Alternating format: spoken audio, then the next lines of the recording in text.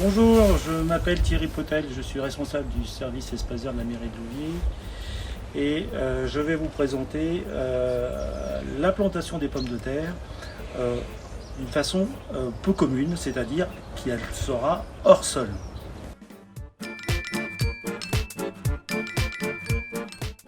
Dans un premier temps, c'est de récupérer ce que vous avez de disponible pour faire une sous-couche. C'est-à-dire que moi j'ai utilisé du broyage de branches, mais vous pouvez utiliser aussi des cartons.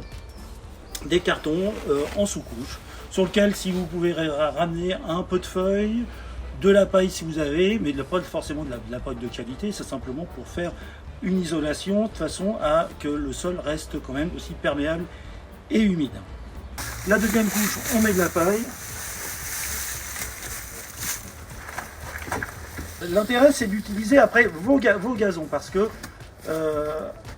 une fois la plantation finie, il faudra régulièrement, tous les semaines, tous les 15 jours, rajouter quelques centimètres de gazon dès lors que vous tondrez vos pelouses et jusqu'à la récolte.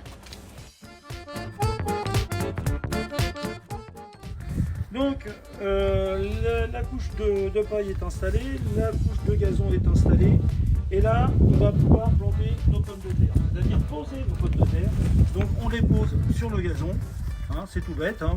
Alors si vous avez de la pomme de terre chez vous, en ce moment elles sont en train de germer puisque de toute façon c'est l'époque de les planter. Donc vous positionnez vos pommes de terre sur votre gazon, rien de plus simple. Voilà.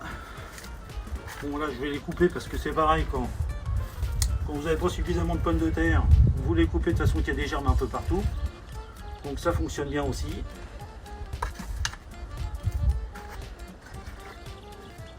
Et voilà, vos pommes de terre sont installées. Là-dessus, on va rajouter une couche de paille.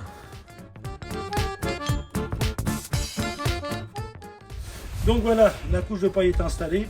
Et la finalité, c'est de mettre du gazon. Et là, vous mettez une bonne dizaine de centimètres de gazon. Voilà comment on peut avoir des pommes de terre tout bêtement, sans avoir à labourer, sans avoir à travailler le sol. Et ça, vous pouvez l'utiliser et le positionner n'importe où dans votre jardin. Ensuite, les pommes de terre vont germer, vont sortir du sol.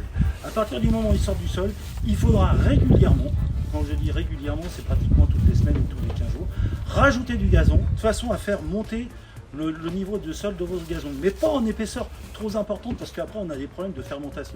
Donc il vaut mieux mettre régulièrement toutes les semaines une fine couche de gazon, c'est-à-dire une dizaine de centimètres, de façon que ça ne fermente pas. Et puis voilà, il suffit d'attendre après la saison pour récolter vos pommes de terre.